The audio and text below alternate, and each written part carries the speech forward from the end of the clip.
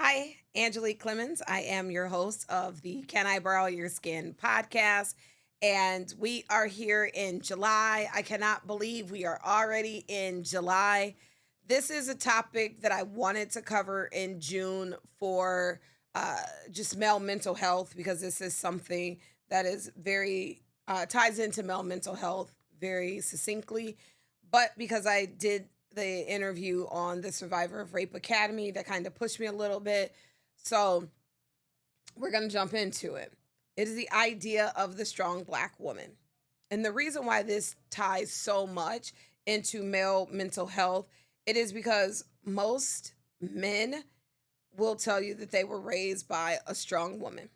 And most black men will tell you they were raised by strong black women. And it is this idea that as a strong black woman, as a black woman, you are strong.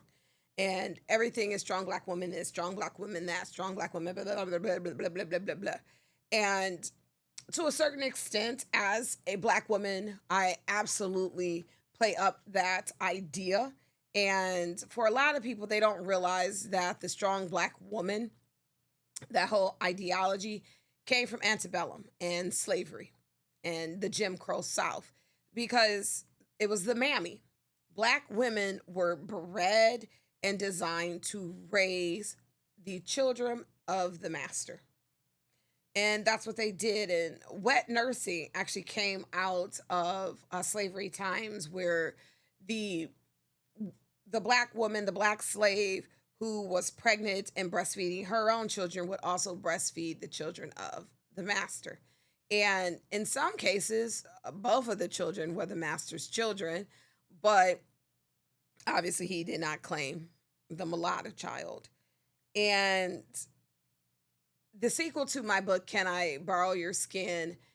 It's called Permission Granted, is about the idea that you can finally put down the weight because there is so much strength in a black woman, but there's also a lot of stress that comes along with being the strong black woman. You suffer through your own pain while helping others. You hold everyone else up while you yourself are shrinking. And we have, unfortunately, taken on this moniker where we will make sure everyone else is straight before we then focus on ourselves. And we will pour out our cup and give to everyone else and constantly pour out, pour out, pour out, pour out when there's no one or even us ourselves are not refilling our own cup. And so we run into this idea that we are empty before it's time for us to do things for ourselves. And it's not even an idea. Like we are empty before it's time to give to ourselves. And I myself fall into the category of the black auntie. And what the black auntie is first of all, I'm an aunt. I think that I'm a great aunt and I'm here for my nibblings in so many ways. And not just the nibblings that are mine through genetics, but the nibblings that are mine through love. And all my nibblings know that they can call me, text me, and I'm there. But my black auntiness extends beyond family and friends. Like I'm the black auntie at my job. Look, I don't work in human resources. I've never worked in human resources.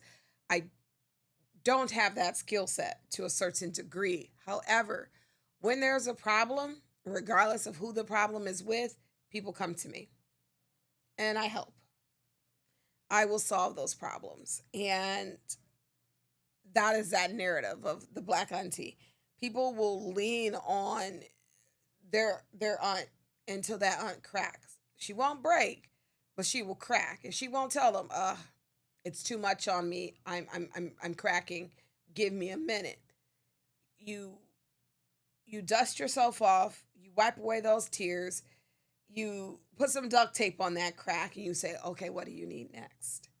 And I am trying to get myself into this mindset And I'm sure there's a lot of other Black aunties out there that need to put themselves in this mindset of, is this really my job? Is this really for me to give? Because I will give and give and give of myself, even to people that don't deserve what I am giving. Like, they don't deserve me at all. They don't deserve my resources. They don't deserve my love. They don't deserve me. And I know that. And that, that's not just coworkers, that's friends, that's family, that's a friend of a friend, a family of a friend. I will give. And I know that I'm a giver. And I need to stop being a giver, because what happens to givers is we tend to find takers, and takers will just take from us, and they will do the things that is unnecessary, and they will deplete all of our resources. And I need to, for myself, not continue to give. And part of it is this idea that sometimes I want to slay and look effortless when I am doing these things and I am giving of myself, and I want to, be this independent person. I'm resilient. And I make these sacrifices for people. But when you continually do that, you put yourself in this role. Well, people start to expect that. And I don't want to be the person where people are continually expecting me to give, because I can't always give. And it is taking me years and years and years to get to that place. But one of the parts that's very hard, when you're the strong Black woman, where you're the competent auntie that will give to everybody, is you need permission to put down that load. You need permission to show some pain. You need permission to show some sort of weakness. You need permission to not be superwoman. You need permission to be yourself and to not have to continually give of yourself. You need this permission, and you don't want to have to put yourself in this place and in this role where you're constantly having to give. It's nice to be dependent upon. It's nice that people know that you are dependable, but you are not a super person. You are not always strong. It is okay to have this weakness. It's okay to have this pain. It is okay to not be okay. And that is good. And so you need to be okay with it too. And there's a lot of time and a lot of things that for us as Black women, as women who embody the idea that all Black women are strong and we're strong Black women, that we don't give ourselves that permission. And that's one of the reasons why, and spoiler alert, if you have not yet read Can I Borrow Your Skin, the main character, Nicolette, gives so much of herself that she loses herself. And in the follow-up novel, which I named Permission Granted, and I named it Permission Granted because I wanted Nicolette to get to a point where she gave herself permission to take off the moniker of strong Black woman, set it down, and start living life for herself. Now, I am not actually finished writing the book, so I'm going to give you guys that knowledge now. But that is the goal of this book, is to allow Nicolette to be like, you know what? Yes, I am a strong Black woman. Yes, I am dependable. Yes, I am an independent person who can manage and survive on her own. But yes, I experience pain. Yes, I have weakness. No, I am not superwoman. No, I am not perfect. And yes, I am okay with that. And I think that that is something that Black women should become okay with, and Black men.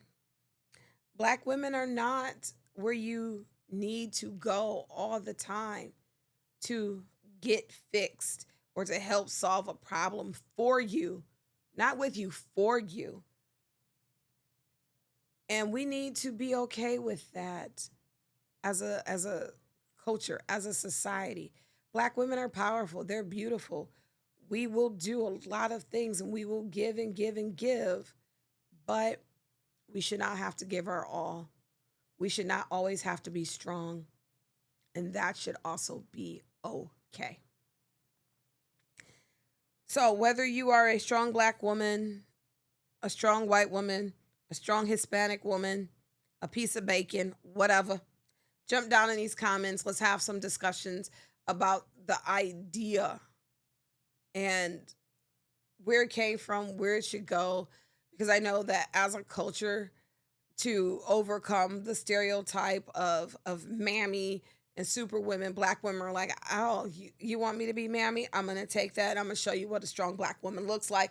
Let me put on my crown. I'm gonna dust off my shoulders. I'm gonna adjust. I'm gonna sit with my back straight and tall. I'm gonna show you what I look like. But we went too far, because in order to regain ourselves, in order to humanize ourselves, we took away from the idea that we're strong all the time that was put out in the media. And we took it to our society and we were like, yeah, we run this. We're amazing. We're great. But in so doing, we also took away our ability to be able to show weakness and pain. So let's take that back, ladies. Thank you. Bye. Like, subscribe, comment.